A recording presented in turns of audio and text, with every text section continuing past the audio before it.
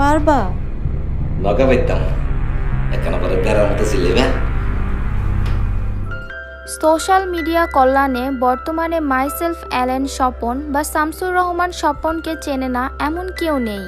আর যারা syndicate web সিরিজটি দেখেছেন তাদের তো আরো ভালো করে মনে থাকার কথা। তো চলুন কথা না বাড়িয়ে মূল গল্প শুরু করা যাক। শুরুতেই আমরা দেখতে পাই একদল জেলে সাগর তীরে এসে নৌকা ভিড়িয়েছে। নৌকা থেকে স্বপন আর বদি নামের দুজন লোক নামে। স্বপন কাউকে কল করছিল। বদি স্বপনকে বলে, ভাই শহরের অবস্থা ভালো না, কি একটা জয়েন্ট ফোর্স পড়েছে নাকি মাদকের বিরুদ্ধে। স্বপন বলে, আরে না, এইসব এমকের ধান্দা, বাজারে একা রাজত্ব করার ইচ্ছে। তারা যখন পাড়ের দিকে যাচ্ছিল তখন স্বপন কিছু একটা আঁচ করতে পারে। অমনি গুলির শব্দ শুরু হয়ে যায়। স্বপন আর বদি দুজনেই পালিয়ে যায়। পাশে থাকা একটি ঝাউবনে লুকিয়ে এবারের মতো স্বপন বেঁচে যায়। এরপর সেখান থেকে তার উদ্ধতন যে সকল ড্রাগ ডিলার আছে তাদেরকে কল করে, কিন্তু তাদের সবার ফোন বন্ধ পায়।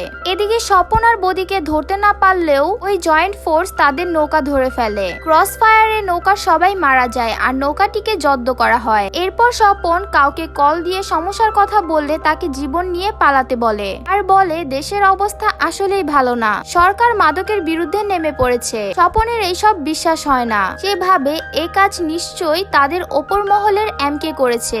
এরপর আবারও গুলির আওয়াজ শুরু হয় আর স্বপন লুকিয়ে পড়ে। এই ওয়েব সিরিজটির 7টি পর্ব আর 7টি পর্বের খুব সুন্দর 7টি নাম দেওয়া হয়েছে। প্রথম পর্বের নাম দ্য ডেড ম্যান।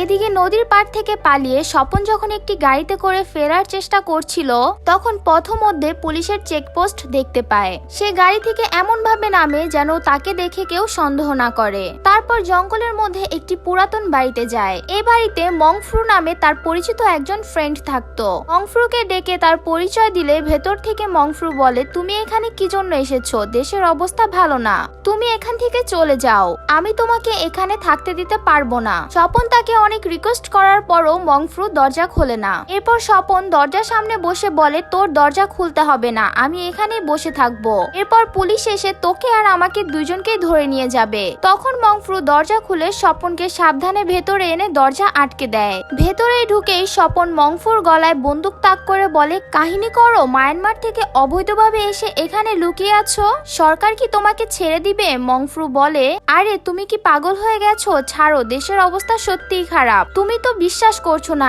এইসব ব্যবসা বন্ধ। স্বপন বলে, আচ্ছা ঠিক আছে, তুই একটা কাজ কর, আমারে মায়ানমার পাঠানোর ব্যবস্থা কর। মংফ্রু বলে, এটা সম্ভব না। স্বপন বলে, তোকে 10 লাখ টাকা দেব।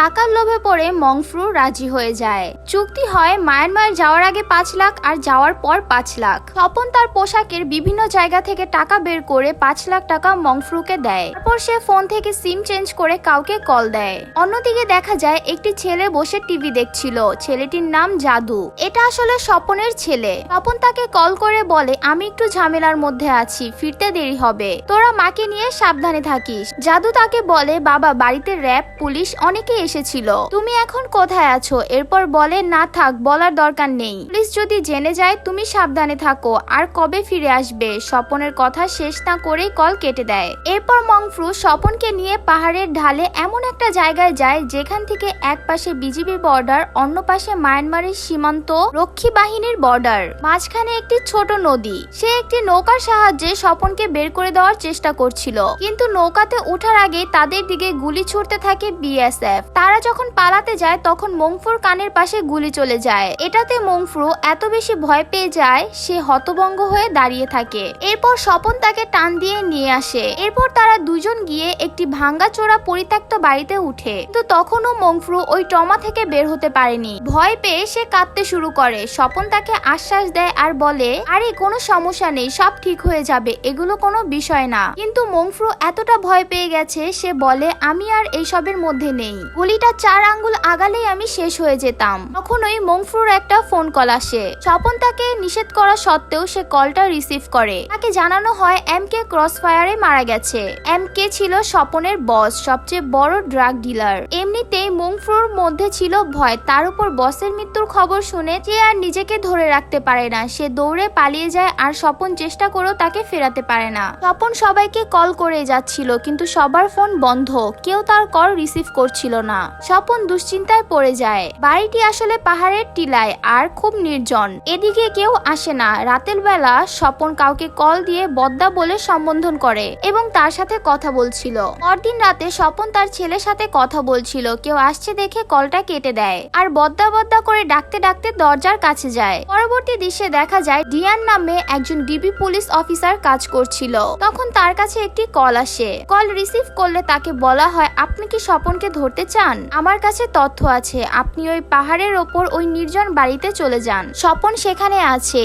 ডিবি পুলিশ অফিসার প্রথমে বিশ্বাস করতে চান না, কিন্তু তার কথা শুনে ভাবে থাকতেও পারে। এদিকে দেখা যায় স্বপন ওই ঘরের মেঝেতে পড়ে আছে আর দরজার দাঁড়িয়ে একজন লোক কল করে ডিবিকে এসব বলছে। কল কাটার পর লোকটি যখন ঘুরে দাঁড়ায় তখন দেখা যায় যে লোকটি কলে কথা বলছিল সেও স্বপন। এদিকে ডিবি পুলিশ অফিসার তথ্য পেয়ে দুশ্চিন্তায় পড়ে যায়। কি করবে বুঝতে না পেরে ওই এলাকার ওসিকে কল করে। ওসিকে অনেক বুঝিয়ে স্বপনকে সেখানে পাওয়া যাবে এটার আশ্বাস দেওয়ার পর ওসি ডিবি পুলিশ সেখানে অভিযানে যেতে রাজি হয়। এদিকে লাশ ফেলে রেখে স্বপন খোঁড়াতে খোঁড়াতে বের হয়ে যায়। আর রাতের বেলা ওই ডিবি ওখানে পৌঁছে দেখতে পায় পুলিশ অফিসার সেখানে আগেই পৌঁছে গেছে আর তার ওপরের অফিসারকে কল করে বলে, স্যার আমার সাথে তো ওর ফাইট হয়েছে, আমাকে কয়েকটা গুলিও করেছে, আমি মাত্র 2টা গুলি খরচ করে তাকে মেরে ফেলেছি। ভীষণ একটা ফাইট হলো স্যার, আমার খুব স্ট্রং ইনফরমেশন ছিল। শুনে দাঁড়িয়ে এইসব মিথ্যা গল্প শুনছিল অফিসার ডিয়ান। এরপর সে পুলিশের দিকে একটু আর চোখে তাকিয়ে ঘরের ভেতরে চলে আসে। এরপর সে দেখতে পায় অ্যালেন স্বপনের লাশ পড়ে আছে, কিন্তু এই স্বপনের মুখে ক্লিন সেভ করা আর হালকা একটু গোফ। আর যে তখন স্বপনের মতো দেখতে একজন বের হয়ে গেল, আসলে মূল ঘটনা কি জানতে সাথে থাকুন। তখন যে লোকটি পুলিশকে সব তথ্য দিয়ে খুঁড়িয়ে খুঁড়িয়ে বের হয়ে গেল, সে রাতে ট্রাকে করে পরদিন সিএনজি করে একটা বাড়িতে আসে। কলিং বেল চাপাতেই একটি মেয়ে দরজা খুলে দেয়। মেয়েটির নাম শায়লা। দরজা খুলতেই অ্যালেন স্বপন তার দিকে তাকিয়ে একটি হাসি দেয় আর প্রথম পর্বের সমাপ্তি এখানেই ঘটে। দ্বিতীয় পর্বের নাম দ্য ফ্যামিলি ম্যান। এখানে ফ্ল্যাশব্যাক দেখানো হয়। দেখা যায় শায়লা তার মেয়েকে নিয়ে বসেছিল, দাড়ি ছাড়া গোফওয়ালা লোকটি বসে খাচ্ছিল। তখন তাকে কল দেয় তার ভাই অ্যালেন স্বপন। আসলে দাড়ি ছাড়া গোফওয়ালা লোকটি অ্যালেন স্বপনের যমজ বড় ভাই, এর নাম শামসুর রহমান। স্বপন তাকে কল করে বলে, ভাই আমি তো বিপদের মধ্যে আছি, দেখেছো তো সংবাদের মধ্যে সব মাদক ব্যবসায়ীদের মেরে ফেলছে, তুমি তো আমাকে পছন্দ করো না, আমার সাথে যোগাযোগ করো না, আমাদের কারো সাথে তো যোগাযোগ নেই, যে কোনো সময়ে মরে যেতে পারি। আমি চাচ্ছিলাম মরার আগে সব সম্পত্তির ভাগবাটারা করে যেতে। আসলে তাদের 2 ভাইয়ের মধ্যে কোনো সম্পর্ক ছিল না। শামসুর রহমান বলে, আমার কোনো সম্পদের প্রয়োজন নেই। তখন স্বপন কাঁদতে কাঁদতে বলে, ভাই আমি মরে গেলে তো কোনো সমস্যা নেই, আমি তো অনেক পাপ করেছি, কিন্তু আমার ছোট ছেলেটা তো কোনো পাপ করেনি। এরপর আমি যদি মরে যাই আর তুমি যদি সব সম্পত্তির দাবি করো, তুমি এসে দলিলটা স্বাক্ষর করে তোমারটুকু নিয়ে যাও আর আমারটুকু আমাকে বুঝিয়ে দাও। স্বপন তার ঠিকানা দিয়ে পরদিন সেখানে আসতে বলে, কিন্তু শামসুর রহমান সেখানে যেতে রাজি হয় না। কল রেখে দেওয়ার পর শায়লা জিজ্ঞাসা করে কে কল দিয়েছিল আর কি বললো। এরপর শামসুর সবটা বলে। এইটা শুনে শায়লা তাকে সেখানে যেতে অনুরোধ করে। এমনিতেই তাদের অভাবের মধ্যে দিন কাটছে, পাওনা সম্পদ নিবা না কেন, তুমি তো কাউকে ঠকায় নিচ্ছ না, মা বাবার সম্পদ। এরপর শামসুর সেখানে যেতে রাজি হয়। পরদিন রাতে শামসুর পাহাড়ের বাড়িটাতে আসে অ্যালেন স্বপনের সাথে দেখা করতে। এখানে এসে সে স্বপনের এই মানবেতারের জীবনযাপন নিয়ে আফসোস করতে থাকে। এরপর সে অন্যদিকে ফিরে যখন তার জীবন নিয়ে আফসোস করছিল, তখন অ্যালেন স্বপনের হাতে একটি তার নিয়ে আস্তে আস্তে পেছন থেকে তার বড় ভাইয়ের গলা পেঁচিয়ে ধরে। এতে তার বড় ভাই সেখানেই মারা যায়। এরপর স্বপন বলে, আমাকে মাফ করে দিও, আমার আর কিছু করার ছিল না এটা ছাড়া। বড় ভাইয়ের লাশ রেখে স্বপন সেভ করার সরঞ্জাম নিয়ে আসে আর তাকে দেখে দেখে চুল দাড়ি কেটে গোফ ছোট করে তার বড় ভাইয়ের মতো। বড় ভাইয়ের সাথে পোশাক অদল বদল করে নেয়। পরের গল্প তো আপনারা জানেন। এবার সিন বর্তমানে দেখানো হয়। দরজা খোলার পর শায়লা তাকে দেখে বলে, ব্যাপার কি, 2 দিনের মধ্যেই কালো হয়ে গেছো, ঘরে আসো। শামসুর জুতা খুলে হাতে নিয়ে ভেতরে এলে শায়লা বলে, কি ব্যাপার, এই প্রথম দেখলাম তুমি দরজার বাইরে থেকে জুতা খুলে ঘরে আনছো। স্বপন তো তার বড় ভাইয়ের মতো ভেষ ধরেছে, কিন্তু তার স্বভাব চরিত্র তো পাল্টায়নি, তো সে ভুল করতে থাকে। তাই সে শায়লাকে বলে, আরে আমি তো মাঝে মধ্যেই নিয়ে আসি, তুমি খেয়াল করো নাই। এরপর শায়লা চলে যায়। এই ঘরে সে প্রথমবার এসেছে। সে যখন একটা রুমের দিকে যাচ্ছিল যাচ্ছিল শায়লা তাকে পেছন থেকে ডেকে বলে কি ব্যাপার পানি খাবে না। শামসুরের অভ্যাস ছিল ঘরে ঢুকেই পানি খাওয়া, আর এটা তো স্বপন জানতো না। পানি নিয়ে একটি রুমের ভেতরে গিয়ে দেখতে পায় সেখানে তার ভাই ও ভাবির ছবি টানানো। ছবিতে দেখে তার আর তার ভাইয়ের হাসি আলাদা। সে তার ভাইয়ের মতো হাসতে চেষ্টা করে। স্বপন কি করবে না করবে, কোথায় কি আছে না আছে কিছুই জানতো না। সে ছটফট করতে এদিক ওদিক খুঁজতে থাকে। এরপর রুমের মধ্যে একটি আলমারি পেয়ে সেখানে চাবি খুঁজতে থাকে। বালিশের নিচে চাবি দেখে। তখন শায়লা এসে বলে কি ব্যাপার, কি করছো, আলমারিতে কি, আর তোমার হাতে ওটা কিসের ব্যাগ। স্বপন তাকে কোনো উত্তর না দিয়ে ঝাড়ি দিয়ে বলে এত প্রশ্ন করো কেন, এত কথা বলো কেন, সারাক্ষণ চিল্লা পাল্লা। স্বপন আলমারির মধ্যে কাগজের মতো কিছু একটা প্যাকেট রাখে। স্বামীর এমন অদ্ভুত আচরণ দেখে শায়লা কিছু বলে ওঠার আগে স্বপন তাকে একটি গালি দেয়। তারপরে তার মনে পড়ে সে তো শামসুর। সে শায়লার কাছে ক্ষমা চায় আর ওয়াশরুমে এসে ভাবতে থাকে কি বিপদে পড়লাম, কি করব এখন। স্বপন ফ্রেশ হয়ে বাইরে এসে শায়লাকে দেখে ঘর গোছাচ্ছে, আর শায়লাকে দেখে তার লালসা বোধ হয়। এরপর স্বপন এসে বেডে শুয়ে পড়ে আর বলে আজকে আমি অফিসে যাব না, আমার শরীর খারাপ। এরপর সে ঘুমিয়ে পড়ে আর স্বপ্নে তার ভাইকে মারার দৃশ্যটি দেখতে পায়। আর তখনই শায়লা এসে তাকে ডাক দেওয়ার পর সে লাফিয়ে ওঠে। শায়লা তাকে ফোন দিয়ে বলে তোমাকে কল করেছে। স্বপন তখন বলে কে, আমি তো চিনি না। আসলে শামসুরের অফিস থেকে কল এসেছে। এটা শুনে ফোনটা নিয়ে কল রিসিভ করলে ওপাশ থেকে তাকে বলে স্যার আজকে তো ইম্পর্টেন্ট একটা মিটিং, আপনার আসার কথা ছিল। শামসুর বলে শোনো আজকে আমার শরীর খারাপ, আমি আসতে পারবো না। ফোন রেখে ঘুমাতে যাবে তখনই শায়লা বলে শোনো লেবু নেই, বাইরে যাও লেবু নিয়ে আসো। স্বপন ভাবে কি বিপদে পড়লাম। অন্যদিকে শামসুরকে ময়না তদন্তের জন্য নিয়ে আসা হয়। পোস্টমর্টমের ঘরে ডিবি পুলিশ ডিয়ান চলে আসে। অফিসারের সাথে কথা বলতে চাইলে সে কোনো কথা বলতে চায় না। ডিয়ান ভাবে গুলিতে মরলে গলায় এটা কিসের দাগ আর মাথায় গুলি। আসলে ওই পুলিশ অফিসার নিজের ক্রেডিট নেওয়ার জন্য মৃত শামসুরের মাথায় গুলি করেছে। এরপর ময়না তদন্তে থাকা অফিসারকে টাকা খাইয়ে চুপ করে রেখেছে। এদিকে ডিয়ান ময়না তদন্তের অফিসারকে জিজ্ঞাসা করলে সে বলে রিপোর্ট দিলে তো দেখতেই পারবেন কি হয়েছে না হয়েছে। এই কথা শুনে ডিয়ানের সন্দেহ হয়, কিন্তু ডিয়ান কিছু করতে পারছে না, কারণ ডিয়ান ঘটনাস্থলে পৌঁছানোর আগে পুলিশ অফিসার সেখানে পৌঁছে গিয়েছিল। এদিকে স্বপন লেবু কিনে যখন বাড়ির দিকে যাচ্ছিল তখন পেছন থেকে কেউ একজন শামসুর শামসুর বলে ডাকতে থাকে, কিন্তু স্বপনের তো সেদিকে খেয়াল নেই। সে তো ভুলেই গেছে যে তার নতুন নাম শামসুর রহমান। লোকটা আসলে শামসুর রহমানের বাড়িওয়ালা। সে কাছে এসে বলে টাকা দিবেন না। স্বপন বলে কিসের টাকা। লোকটি বলে এই মাসের বাড়ি ভাড়া তো দেনই নাই। তখন স্বপন বলে আচ্ছা ঠিক আছে দিয়ে দিব। এদিকে স্বপনকে বাইরে পাঠানোর পর স্বপন সেদিন আলমারিতে কি রেখেছে সেটা দেখার জন্য শায়লা যায়। এরপর তার কাছে ডুপ্লিকেট চাবি দিয়ে আলমারি খুলে দেখে প্যাকেটের মধ্যে অনেক টাকা। টাকা দেখে আনন্দে তার চোখ মুখ উজ্জ্বল হয়ে যায়। তখন ওই কলিং বেল বেজে উঠে। সে টাকা ঠিক জায়গায় রেখে দৌড়ে গিয়ে দরজা খুলে। স্বপন এসে ফ্রেশ হয়ে বেডে বসে ভাবছে কি করা যায় বা এরপরে কি হবে। তখন শায়লা গোসল করে রুমে এসে চুলের পানি ঝরাচ্ছিল। এরপর তার ব্লাউজের হুক আটকানোর চেষ্টা করছিল। না পেরে স্বপনকে তার স্বামী ভেবে তার হুকটা লাগিয়ে দিতে বলে। শায়লাকে দেখার পর থেকেই তো স্বপনের তার প্রতি কুদৃষ্টি ছিল।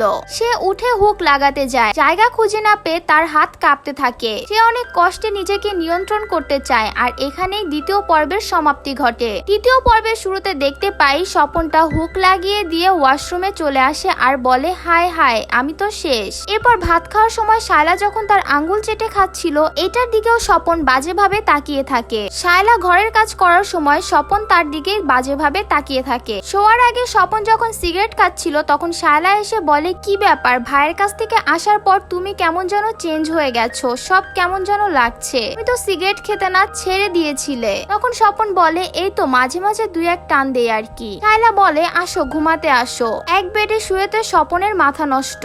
সে নিজেকে আটকাতে না পেরে শায়লাকে কয়েকভাবে ছুঁয়ে দেখে যে শায়লা কোনো রিয়েক্ট করে কিনা। তো ছোঁয়ার পরে শায়লা একটা ঝাড়া দেয়। এরপর সে ঘুমিয়ে পড়ে। পরদিন সকালে শায়লা স্বপনকে ডেকে দিয়ে বলে কি হলো অফিসে যাবে না। স্বপন বলে না গায়ে ব্যথা করছে, শরীর খারাপ। এরপর সে অফিসের জন্য রেডি হয়ে দেখে শায়লা আর তার মেয়ে রোজি টিভি দেখছে। টিভিতে দেখাচ্ছে অ্যালেন স্বপনের মার্ডারের নিউজ। স্বপন এসে টিভি অফ করে দিয়ে বলে এইসব দেখা লাগবে না যাও। এরপর সে বেরোতে যায় তখন শায়লা এসে বলে শোনো ভাই মারা গেছে বলে মন খারাপ করো না। স্বপন মন খারাপের দোহাই দিয়ে শায়লাকে জড়িয়ে ধরে। শায়লা বলে, তুমি চট্টগ্রামের ভাষায় কথা বলছো কেন? আমি তো বুঝি না। এরপর স্বপন বেরিয়ে যেতে থাকলে শায়লা বলে, তোমার গাড়ির চাবি নিবা না? আসলে শামসুরের একটি স্কুটি ছিল। শায়লা এসে চাবিটি স্বপনকে দিলে সে ভাবে, আমি তো এটা চালাতেই পারি না, কি করবে এবার? সে ওই দিন বাইক ছাড়াই অফিসে চলে যায়। এদিকে স্বপনের ছেলে জাদুকে দেখা যায়, সে বাড়িতে বসে টিভিতে সংবাদ দেখছে। তখন তার কাছে একটি কল আসে আর পুলিশ বলে তার বাবার লাশ নিয়ে যেতে। এ কথা শুনে তার মা কাঁদতে থাকে। জাদু সমুদ্রের পাড়ে এসে পাগলামি করতে থাকে। অন্যদিকে স্বপন সিএনজিতে করে অফিসে যাচ্ছিল। মাঝপথে সিএনজি দাঁড় করিয়ে ফার্মেসিতে যায় কিছু আনতে। এরপর অফিসে এলে দেখা যায় স্বপন মাথায় একটা ইনজুরি টেপ আর গলায় একটা ন্যাপকিন পরে এসেছে। ইশারায় শামসুরের অফিসের কর্মচারী মোকসেদকে বলে, আমি কথা বলতে পারছি না, যা করার তুমি করো। এরপর সে শামসুর রহমানের নেম প্লেট দেখে সে কেবিনে আসে। সে তার ব্যাগ থেকে আরো এক বান্ডিল টাকা বের করে অফিসের আলমারিতে রাখে। অফিসে বসে শায়লাকে নিয়ে কল্পনা করতে থাকে। স্বপন অফিস থেকে বাড়ি চলে আসে। রুমে ঢুকেই শায়লাকে বেডের উপরে ফেলে দেয়। শায়লা বলে, কি হয়েছে তোমার? এরপর তারা অন্তরঙ্গ মুহূর্ত কাটায়। পরবর্তী দৃশ্যে দেখা যায় স্বপন ঘুমিয়ে আছে। শায়লা রুমে এসে তার দিকে সন্দেহজনক দৃষ্টিতে তাকায়। স্বপন তাকে দেখে বুঝতে পারে যে শায়লা তাকে সন্দেহ করছে। খাবার টেবিলে শায়লা এক নজর স্বপনের দিকে তাকিয়ে ভাবে, এ কে? আসলে এই শারীরিক সম্পর্ক করার পর থেকেই শায়লার সন্দেহ হচ্ছে। এরপর স্বপনের সাথে চোখাচোখি হলে শায়লার দৃষ্টি সরিয়ে নেয়। এইসব দেখে স্বপন মজা পাচ্ছিল। শায়লা তখন কিচেনে এসে দাঁড়িয়েছিল। স্বপনকে আসতে দেখেই সে থালা বাসন ধুতে শুরু করে। স্বপন এসে পেছন থেকে শায়লাকে জড়িয়ে ধরে আর বলে, কিছু হয়েছে? এরপর আবার স্বপন জোরাজুরি করলে শায়লা অসম্মতি জানায়, কিন্তু স্বপন কোনো কথা না শুনে তাকে কোলে করে বেডরুমে নিয়ে যায়। ঘরের মধ্যে দিনের বেলা এমন উল্টাপাল্টা কাজ করে। বাসায় শায়লার ছোট মেয়ে আছে। এদিকে শায়লা ভাবতে থাকে, এটা কি আসলে আমার স্বামী নাকি অন্য কেউ? স্বপন এটা বুঝতে পেরে শায়লার মেয়ের কাছে যায়। তার গলায় হাত রেখে জিজ্ঞাসা করে, কি হয়েছে, কোনো সমস্যা? শায়লা ভয় পেয়ে যায়। সে বুঝতে পারে যে লোকটা সংকেত দিচ্ছে আর সে প্রতিবাদ করতে গেলে তার মেয়ের ক্ষতি হতে পারে। তাই সে বলে, না, কি সমস্যা হবে? এরপর স্বপন অফিসের জন্য বেরিয়ে যায়। আবার কি প্ল্যান করে রুমে চলে আসে আর বলে, আজ অফিসে যাব না, ভালো লাগছে না, পেট ব্যথা করছে, অফিসে যেতে পারবো না। এদিকে শায়লা ভয়ে ভয়ে ছিল। অন্যদিকে আমরা দেখতে পাই স্বপনের বদি নামের যে বন্ধুকে আমরা প্রথমে দেখেছি, সে ওই পাহাড়ের রাস্তা দিয়ে যাচ্ছিল আর একজন পুলিশের সাথে কথা বলছিল, যেখানে পুলিশ তাকে বলছে বদিকে দেখলেই ক্রস ফায়ারের কথা বলা হয়েছে। লিস্টে তার নামও আছে। বদি যদি অফিসারটাকে টাকা দেয় তাহলে সে বদির নাম কেটে দেবে। বদি বলে, ভাই আপনি নামটা কাটেন, আমি যেভাবেই হোক 2 দিনের মধ্যে টাকা ম্যানেজ করে আপনাকে দিচ্ছি। আসলে বদি আর স্বপন দুইজন পার্টনার। স্বপন যে মারা গেছে এটা বদির বিশ্বাসই হচ্ছিল না। তাই সে সত্যটা জানতে স্বপনের জানাজায় আসে। গাছের আড়াল থেকে উকি দিয়ে দেখে। শিওর হওয়ার পর বদি আবার পাহাড়ে ফিরে আসে আর একটা পুরনো পরিত্যক্ত বাড়িতে যায়। ওই পুরাতন বাড়ির উঠানে এসে বদি খুব খুশি হয়। মাটিতে পুঁতে রাখা একটি বক্স বের করে দেখে তার মধ্যে কোনো টাকা নেই। বদি কান্না করে দেয়। সে বক্সটা বন্ধ করে আবার খোলে আর ভাবে, আমি স্বপ্ন দেখছি না তো, এতগুলো টাকা কই গেল? এরপর বক্সের পাশে বসে কাঁদতে থাকে আর স্বপনের নাম ধরে প্রচুর গালিগালাজ করতে থাকে। এদিকে স্বপন অফিসে যায় না, সারাদিন বাসায় থাকে আর শায়লার পেছনে পেছনে ঘুরে সুযোগের অপেক্ষায় থাকে। শায়লা রুম গুছাচ্ছিল, তখন স্বপন বেডরুমে ঢুকে দরজা বন্ধ করে দেয়। ওই রাতে 4টার সময় শায়লা একটি ছুরি স্বপনের গলায় চেপে ধরে আর বলে, তুই কে? তুই শামসুন না, তুই তো অ্যালেন স্বপন, তাই না? এরপর স্বপন এক ধাক্কায় শায়লাকে নিচে ফেলে দেয় আর ছুরি নিয়ে তার দিকে আগাতে থাকে। আর 3য় পর্ব এখানেই শেষ হয়। 4র্থ পর্বের নাম দ্য কনম্যান। এই পর্বে দেখা যায় স্বপন ওই ছুরি নিয়ে শায়লার কাছে যেয়ে বলে, হ্যাঁ আমি অ্যালেন স্বপন। অন্যদিকে জাদু দেখতে পায় তার মা বাড়িতে কি কি দলিলপত্র আর গয়না আছে তা খুঁজছে। মায়ের কাছে গিয়ে বসতে তাদের পুরাতন একটি বক্সের মধ্যে একটি ছবি দেখতে পায়। ছবিতে কে কে আছে জাদু জানতে চাইলে তার মা বলে, তোমার বাবার একটা যমজ ভাই ছিল, দেখতে তোমার বাবার মতোই, তারা ঢাকাতে থাকে, আমাদের সাথে কোনো যোগাযোগ নেই। এদিকে স্বপন শায়লাকে একটি মিথ্যা গল্প বলে। সে বলে, আমি ভাইকে ডাকার পর আমি আর ভাই বসে আলোচনা করছিলাম, ভাগাভাগি করছিলাম, ঠিক তখনই পুলিশ আমাদের ওপর আক্রমণ করে। ভাই আমাকে একা ফেলে আসতে চায়নি, আমি ভাইকে অনেক বুঝিয়েছিলাম আর আমাকে বাঁচাতে গিয়ে ভাইয়ের নিজের মাথায় গুলি লেগেছে। এইটা বলে স্বপন কান্নার অভিনয় করে। সব শুনে শায়লা ভেঙে পড়ে আর বলে, তাহলে রোজির বাবা নেই? এই বলে সে রুম থেকে বেরিয়ে যায়। স্বপন তখন তার ব্যাগ থেকে বন্দুক বের করে শায়লার দিকে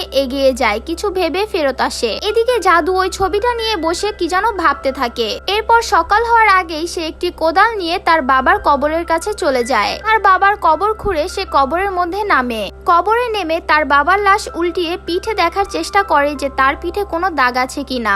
আসলে জাদুর বাবার পিঠে একটি দাগ ছিল। মারা যাওয়ার দিন রাতে তার বাবা বদ্দা বদ্দা করছিল, আর তার বাবার একজন যমজ ভাই আছে শুনে জাদুর মনে সন্দেহ হয়। সে বুঝে যায় তার বাবা নিশ্চয় কোনো প্ল্যান করেছে। এদিকে স্বপন শায়লার কাছে এসে বলে, দেখো আমাদের সম্পর্ক হবে গিভ অ্যান্ড টেক, আগে যেভাবে ছিল তার থেকে সবকিছু সুন্দর হবে। বাড়ি গাড়ি টাকা পয়সা সম্পদ যা যা লাগবে সবকিছু আমি তোমাকে দেব, তুমি শুধু আমার ভাইয়ের নামটা আমাকে দিবে। আমি শুধু এই পরিচয়ে বেঁচে থাকতে চাই, আর কিছু দরকার নেই আমার। শায়লা ভাবে শামসুর তো আর ফিরে আসবে না। সবটা ভেবে সে মনে মনে রাজি হয়ে যায়। তখন দরজায় কলিং বেল বাজে। শায়লা দরজা খুলতে যাবে, তখন স্বপন বন্দুক নিয়ে পেছনে দাঁড়িয়ে আছে। এরপর দরজা খুলে দেখে বাড়িওয়ালা বাসা ভাড়ার জন্য এসেছে। সেদিন সারাদিন শায়লা আর স্বপন কেউ কারোর সাথে কথা বলে না। রাতে ঘুমানোর সময় হয়। স্বপন রুমে ঢুকার আগেই শায়লা দরজা বন্ধ করে দেয়। সকালে ঘুম থেকে উঠে দেখে স্বপন রাতে সোফাতে ঘুমিয়েছিল। দিন সারা রাত শায়লা ভাবতে থাকে তার কি করা উচিত, হ্যাঁ বলবে নাকি না বলবে। এদিকে অফিস থেকে ফেরার সময় স্বপন শায়লার জন্য একটি গহনা কিনে আনে। শায়লা সেটা না নিয়ে ঘরে চলে যায়, আর স্বপন ঘরে বসতেই শায়লা তাকে চা এনে দেয়। সেদিন রাতেও শায়লা ঘরে গিয়ে দরজা বন্ধ করে দেয়, আর স্বপন সোফাতে বসে আছে। এরপর রাতে শায়লা দরজা খুলে দেয়। স্বপন বুঝতে পারে যে শায়লার সম্মতি জানিয়েছে। এরপর সে রুমে ঢুকে দরজা বন্ধ করে দেয়। পরদিন থেকে শায়লাদের বাড়ির ছবি পাল্টাতে থাকে। ঘরে নতুন ফার্নিচার আসে।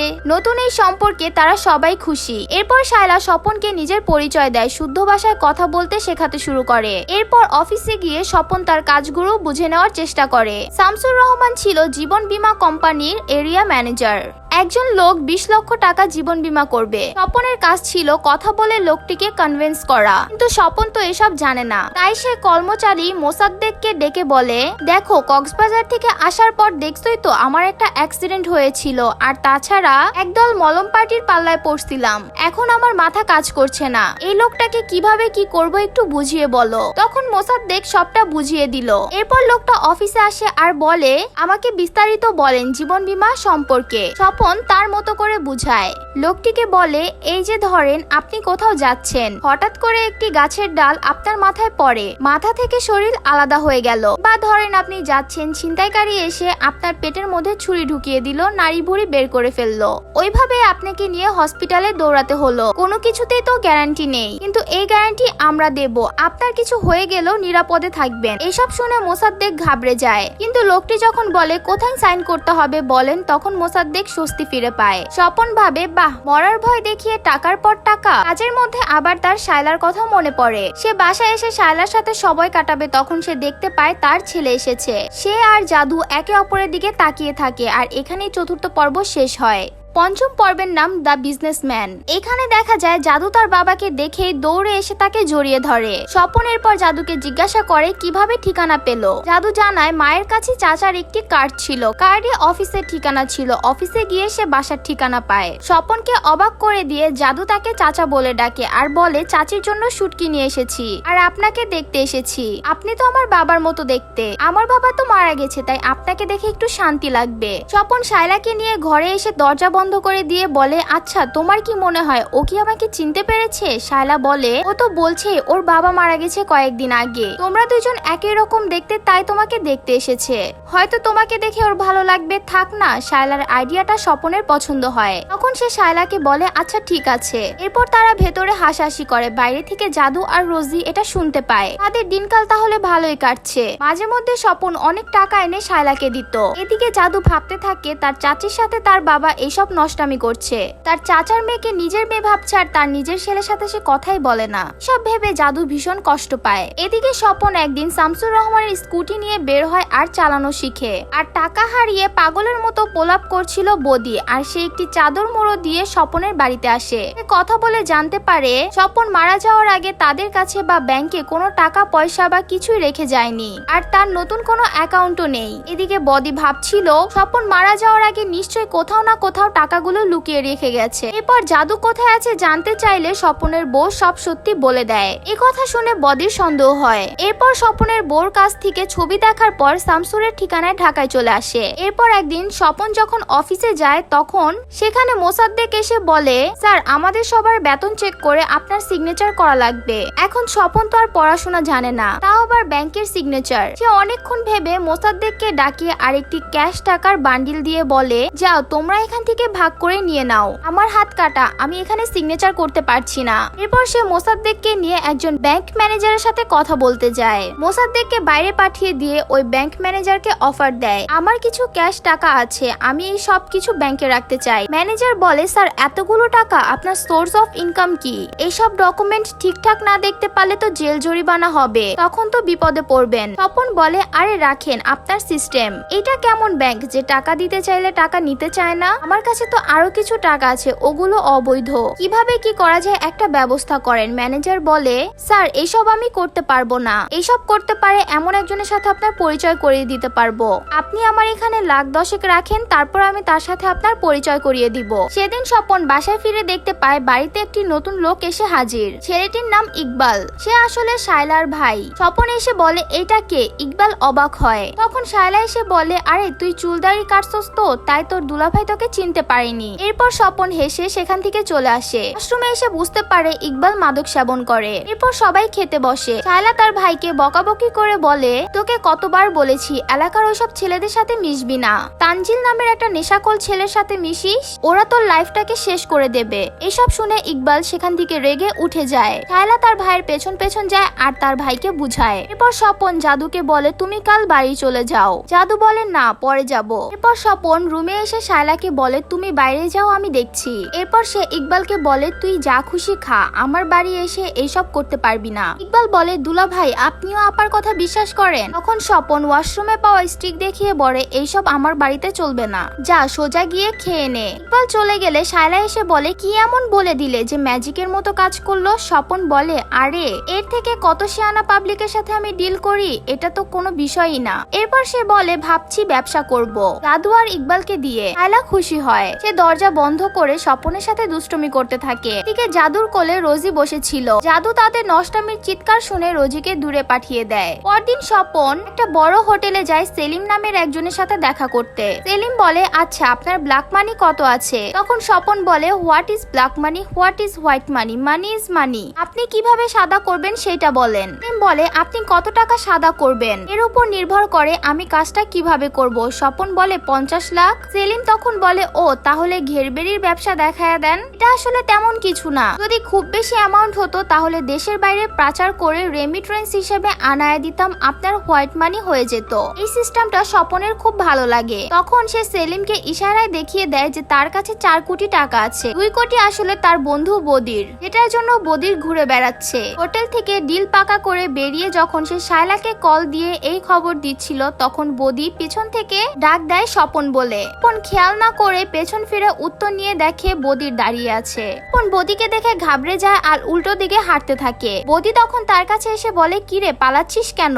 আমাকে বোকা ভাবিস না। স্বপন তখন বদির কাছে এসে একদম শুদ্ধ ভাষায় বলে, তোমাকে চেনা চেনা লাগছে, আমার ছোট ভাই স্বপনের সাথে মনে হয় তোমাকে দেখেছি, ও তো মাদকের ব্যবসা করতো, তুমিও করো নাকি? বদি থতমত খেয়ে বলে, না আমি তো করি না। স্বপন বলে, ও তো কিছুদিন আগেই মারা গেছে, তুমি কিন্তু ওইসব কাজে জড়িয়ে পড়ো না। এখন এখানে কি কাজে এসেছিল? চলো আমার বাসায় খাওয়া দাওয়া করে যেও। তারপর বদিকে তার স্কুটিতে বসিয়ে নিয়ে যায়। বদি কনফিউজ হয়ে ভাবতে থাকে, শুধু চেহারায় মিল আছে কিন্তু কথাবার্তা আচার আচরণে কোনো মিল নেই। এদিকে স্বপন নিজেকে শামসুর রহমান বিশ্বাস করাতে এলাকায় মুদি দোকানদার, সবজি বিক্রেতা সবার সাথে কথা বলে। এরপর বদিকে বলে, এই এলাকায় আমি 15 বছর ধরে আছি, সবার সাথে আমার খুব ভালো সম্পর্ক আর সবাই আমাকে এখানে খুব ভালো জানে। এখানেই 5ম পর্বের সমাপ্তি ঘটে। 6ষ্ঠ পর্বের নাম দ্য শিওর্ড ম্যান। কেনাকাটার সময় ওই দোকানদার হঠাৎ একটা ব্যাগ দিয়ে বলে, এই নেন আপনার বিচি। স্বপন ভয় পেয়ে বলে, বিচি মানে কিসের বিচি? তখন আবার বদির সন্দেহ হয় যে স্বপন আবার এই ব্যবসা করছে নাকি। দোকানদার বলে,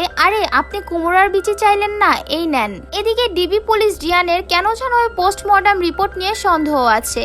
আবার ময়না তদন্তে থাকা ডক্টরের কাছে এসে জিজ্ঞাসা করে আর অফিসার তাকে বলে, শোনেন যা রিপোর্টে দিয়েছি ওইটা নিয়েই পড়ে থাকেন, বেশি ঘাটাঘাটি করেন না। এদিকে বদিকে নিয়ে স্বপন বাড়িতে আসে। ওঠে। এরপর শায়লার সাথে পরিচয় করিয়ে দিলে বদি আরো কনফিউজড হয়ে যায়। বদি ভেতরে এসে দেখে দুজনের ছবি টানানো আর হাসি খুশি পরিবার। কি স্বপন মোবাইলে আমার সাথে তাল মেলাও লিখে শায়লাকে দেখায়। শায়লা চা এনে দেয় বদিকে। এরপর জাদুর মা বদিকে স্বপন ও তার ভাই সম্পর্কে যা যা বলেছে একই কথা সব রিপিট করে। তখন বদি বলে আমি নিজেও তো জানতাম না যে ওর একটা ভাই আছে। কিন্তু কথা বলার সময় শায়লা নার্ভাস হয়ে পড়ে আর ঘামতে থাকে। বদি এইসব লক্ষ্য করে। তখন স্বপন শায়লার পাশে এসে বসে। বদি বলে আপনি তো তাকে দেখেন নাই, আপনি যদি তাকে দেখতেন তাজ্জব হয়ে যাইতেন। স্বপন হুবহু আপনার মতো দেখতে। আর শায়লাকে বলে স্বপন যদি সেভ করে এসে আপনার পাশে ঘুমায় আপনি তো টেরই পাবেন না যে এটা স্বপন। তোটা মিল দুইজনের মধ্যে। তখন সেখানে জাদু এলে বদি বলে কিরে জাদু এতদিন ধরে পড়ে আছিস, তোর নিজের বাবার বাড়ি নাকি? জাদু বলেন না,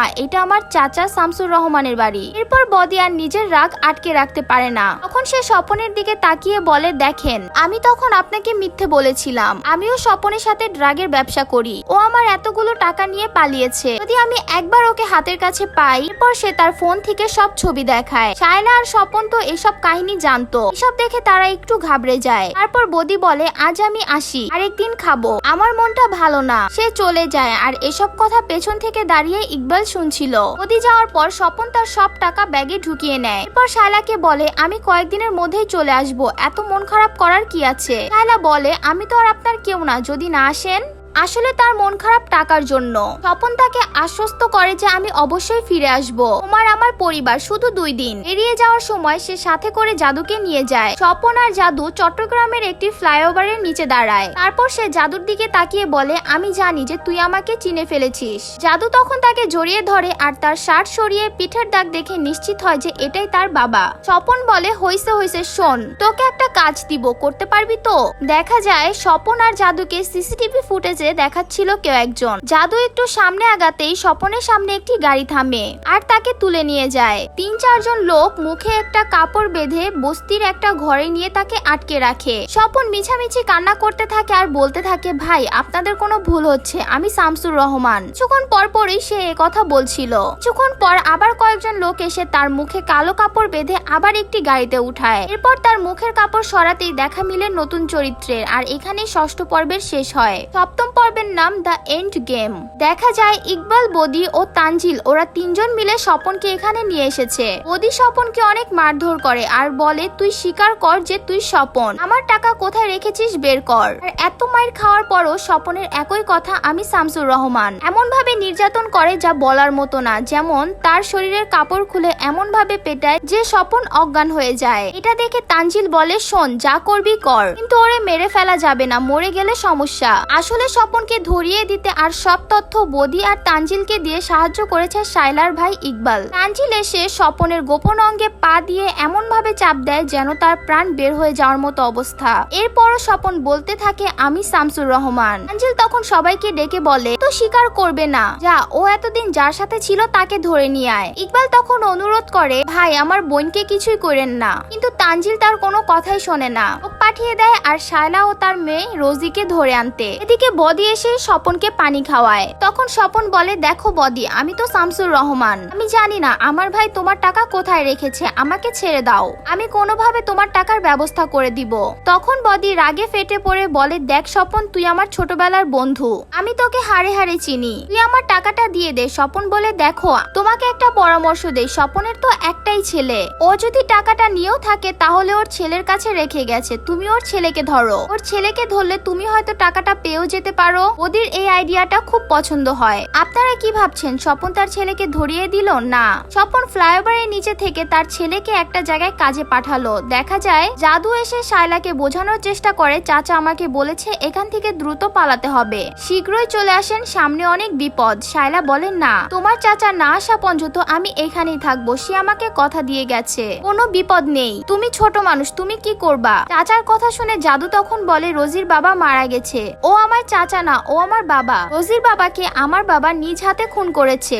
অ্যালেন স্বপন। এটা শুনে শায়লা অবাক হয়ে যায়, কারণ স্বপন তাকে বলেছিল তার স্বামী ক্রস ফায়ারে মারা গেছে স্বপনকে বাঁচাতে গিয়ে। সে আর কথা বাড়ানোর আগে কলিং বেল বেজে উঠে। শায়লা দরজা খুলতে গেলে জাদু তাকে বাধা দেওয়ার চেষ্টা করে, তো শায়লা না শুনলে জাদু পালিয়ে যায়। এদিকে শায়লা দরজা খুলে দিলে ইকবালের সাথে আরো লোকজন এসে ভেতরে জাদুকে খুঁজতে থাকে। জাদুকে না পেয়ে শায়লা ও তার মেয়েকে নিয়ে যায়। গাড়িতে বসে শায়লা ভাবতে থাকে সে আসলে কি করবে, কোনকে বিশ্বাস করবে নাকি জাদুর কথা। শায়লার গাড়ি জাদু ফলো করতে থাকে। শায়লা আর রোজিকে ধরে আনার পর বদি দেখতে পায় সেখানে জাদু নেই। তখন তানজিল শায়লাকে বলে, আপনি এতদিন যার সাথে ছিলেন সে তো শামসুর রহমান না, সে তো স্বপন, আপনার দেবর। আপনি কি তাকে চিনতে পেরেছিলেন? শায়লা বলে, সে আমার স্বামী শামসুর রহমান। সবাই তো অবাক। এদিকে জাদু ওপর থেকে লুকিয়ে সবকিছু দেখছিল। কেউ একজন পেছন থেকে তাকে ধরে ফেলে। আর শায়লার কথা শুনে তানজিল তো রেগে উঠে শায়লার মাথায় বন্দুক ঠেকাতে স্বপন বলে উঠে, তুমি বলে দাও আমি স্বপন, আমি মরলে মরবো, তুমি আমার বাচ্চাদের নিয়ে ভালো থেকো। সবাই কনফিউজড হয়ে যায় কোনটা সত্য আর কোনটা মিথ্যে। তখন শায়লা বলে, হ্যাঁ ও স্বপন। এদিকে জাদুকে সেখানে নিয়ে এলে বলে, এই তো আমার বাপ শোনা, বল টাকাগুলো কই? এটা তোর বাবা না, তোকে টাকা দিছে না বল। জাদু বলে, এটা তো আমার চাচা শামসুর রহমান। বদি তখন রাগ কন্ট্রোল করতে না পেরে একটি গুলি করে দেয়, আর চোখের সামনে নিজের সন্তান জাদু মরে যায়। এরপর বদি স্বপনের দিকে আগাতে থাকে তাকে মারতে। পেছন থেকে তানজিল আঘাত করে বদিকে নিচে ফেলে দেয়। তখন তানজিল বলে, এই একটা খুন চাপা দিতে তো আমার তোদের সবাইকে মারতে হবে, কারণ তোরা সবাই দেখে ফেলেছিস। সবাই যদি কথা দেস যা হয়েছে সব ভুলে যাবি, এর সাথে আমাদের কোনো লেনদেন নেই, তাহলে তোদের ছেড়ে দিব। এরপর তারা সবাই যখন বের হতে যাচ্ছিল তখন তানজিল ডেকে বলে, স্বপন সাহেব ছেলের লাশ নিয়ে যান। হয়তো সে বুঝে বলেছে, নয়তো পরীক্ষা করতে বলেছে। স্বপন কোনো কথা না বলে জাদুর লাশ কাঁধে নিয়ে চলে আসে। এদিকে সবকিছু হারানোর পরও বদি প্রতিদিন একবার করে সেই বাড়িতে আসে আর বক্স খুলে দেখে। মনে হয় এই বুঝি টাকাটা পেয়ে যায়। এমনই একদিন সেখান থেকে বাড়ি ফিরছিল, তখন সেখানে বদি কারো উপস্থিতি টের পায়। পেছন ফিরে দেখে জঙ্গল থেকে স্বপন বের হচ্ছে। বদি বলে, আমি জানতাম যে তুই বেঁচে আছিস, তুই জানতি এটাও আমি জানতাম, কিন্তু আমি যে জানি এটা তুই জানতি না। তারপর সে শটগান দিয়ে বদিকে 3টা গুলি করে। পরবর্তী দৃশ্যে দেখা যায় কলিং বেল বাজছে। স্বপন দরজা খুলে দেখতে পায় তার বাড়িতে 2জন লোক এসেছে। একজন হলো মাংফু আর তার সাথে হুডি পরা একজন লোক। স্বপন বলে, ওয়েট ওয়েট। এরপর সে পেছনে কিছুটা যেয়ে আবার সামনে এসে হাত বাড়িয়ে দিয়ে বলে, মাই সেলফ শামসুর রহমান ওরফে অ্যালেন স্বপন। আর এখানে অ্যালেন স্বপন সিরিজটির সমাপ্তি ঘটে।